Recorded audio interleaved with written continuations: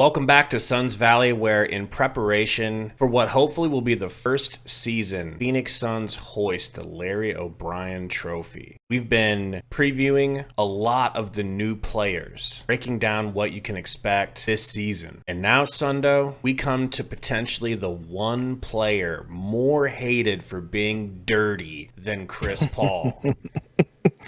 That's crazy if you think about it. Like, more dirty than Chris Paul? We'll get to the dirt in a little bit. First, hit the like button and tell us, how do you feel about Grayson Allen being on your team, Suns fans? Grayson Allen is just one of those guys that it seems like everybody hates unless he's on your team. I want to point out that even though he's always been known back in his Duke days and beyond of taking cheap shots, tripping players, whacking dudes in the face, a lot of the people that watch this channel aren't really old enough to remember him in his college days. But he was very well known for his straight up talent, what he brought on the offensive and defensive side of the ball. It wasn't just that he was dirty. He was really impressive in college. I mean, Grayson Allen really came on the scene in 2014 when he won the McDonald's All-Star Slam Dunk competition. Do you remember that, Gabe? I would be lying if I said I remembered that. I ironically remember watching that and thinking, man, this kid is going to be talented. He's going to Duke. I was thinking, man, this kid's going to be a good college basketball player. Now, lo and behold, the legend of Grayson Allen grew in Duke, but not for reasons that I thought, for way worse reasons. Dude was just unhinged in Duke. Like, can we be honest? He was just unhinged in Duke. He really was. I remember Mike Krzyzewski had to talk about it consistently. And I remember watching First Take and Stephen A. Smith and them were talking about how he has to get it under control or he won't be in the NBA for very long if he does make it. So yeah, his reputation preceded him into the NBA. And in some ways he's reined it back, but that reputation still precedes him everywhere he goes. See, this is a hypocritical moment for me because I'm willing. You're not the only one, dude. You're not the only one. Okay, because I'm the only one. Because I'm a scumbag that just wants to win a title. I'm willing to reach out and embrace this young psychopath. Hold on.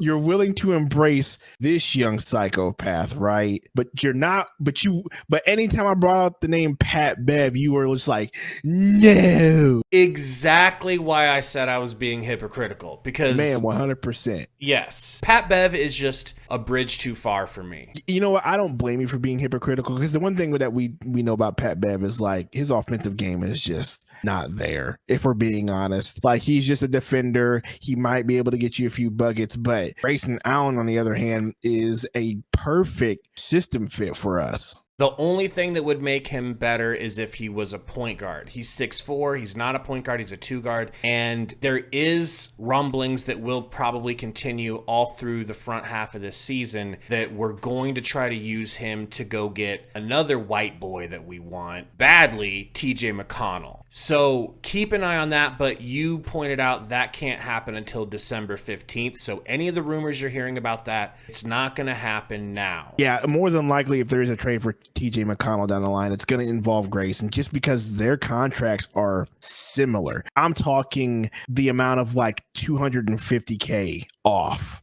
on salaries, and they both have 1 year left. So it's almost like a perfect swap if you just want to swap players. Now, that's just trade talk. We can get into that in the future. But yes, he would probably be involved in the TJ McConnell trade. Though, part of me, if he ends up balling, and by balling, I mean being a good role player, if he ends up being a great role player like he was last year with the averages that he had last year for us, I'd have a hard time wanting to trade him for TJ McConnell, if I'm being honest with you. I told you, I'm willing to embrace this guy fully. So I mostly agree with that. However, it's incredible that he's just as good of a three-point shooter as Eric Gordon and Yuta Watanabe. And we've got other three-point shooters on the team, don't get me wrong, but those are probably our very best. Having a third absolute sniper is riches upon riches that I'm glad to enjoy. However, I still think TJ McConnell shoots the three good enough that if you can basically get close to that production from three from a true blue point guard that can take over and run the offense,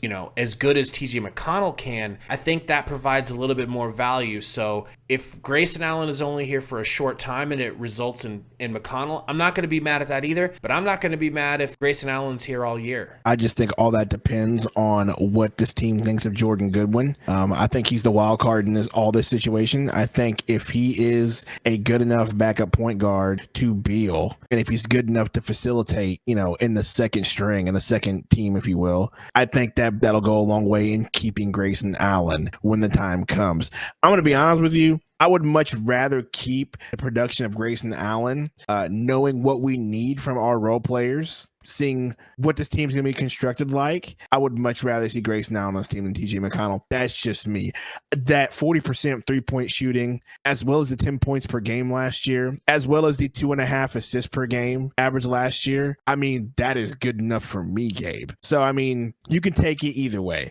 I just think we got to wait and see what Jordan Goodwin looks like this preseason. We got a little preview of him during the summer league, but he got hurt in that first game, and it seemed like they were just like, okay, that's enough. We've seen enough. We don't need to push him any further. Let's go ahead and just ice that experiment. What we did see was a perfectly capable, perfectly competent point guard. He was spreading the floor to nobodies and to Monty. If I recall, the beginning of that game started off great because we had Jordan Goodwin, because he was out there just balling and distributing. So if he can just do that off the bench, yeah, we'll be good to go. And then we'll be keeping Grayson Allen all year, likely. You can't beat that production off the bench, bro. Once again, 10 points a game, 2.5 assists, 40% from three, 44% field goal percentage. We watch highlights of him shooting. He's got a great shooting form. Dude is clean. So imagine having him, Eric Gordon, Yuta on the floor with KD and Bobo. Just imagine that lineup, Gabe. I love that he's a 40% three-point shooter. I love that he's played big playoff minutes and been there, done that. You remember our bench last season, it was like all these guys are so unproven in the playoffs. Not Grayson Allen. I like that James Jones and Matt Ishbia have done to this team is surround a crazy big three with lethal three-point shooters. Not only that, but crazy depth everywhere. This is not the first 10-point per game player that we've reviewed that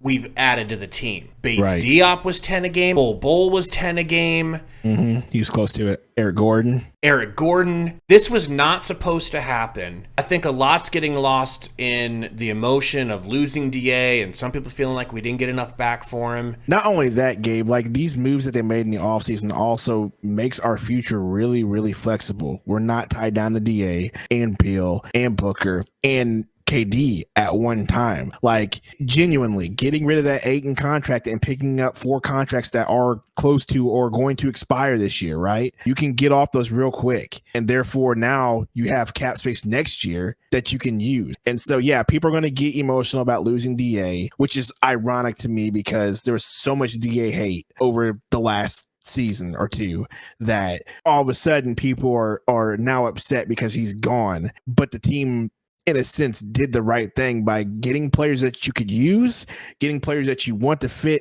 the system and fit the role you need them to play, and also getting players that you can move easily or have expiring contracts that you can get off next year. And now you have, how much were we paying DA? Like, I don't know, 34, like how, either way, that amount of money will be available next year. So just think about that. So you can go and get yourself a free agent. You can go and get yourself more role players for this big three. If you want a better big, you can go get yourself a better big. There's just flexible next year. This was a long-term move, a big long-term move. And I think people are really missing that. Tell us what you guys think about the Suns' addition of Grayson Allen. Can't wait to see you guys for these preseason streams. They're going to be fun. Thank you guys for hanging out with us, and we'll see you soon.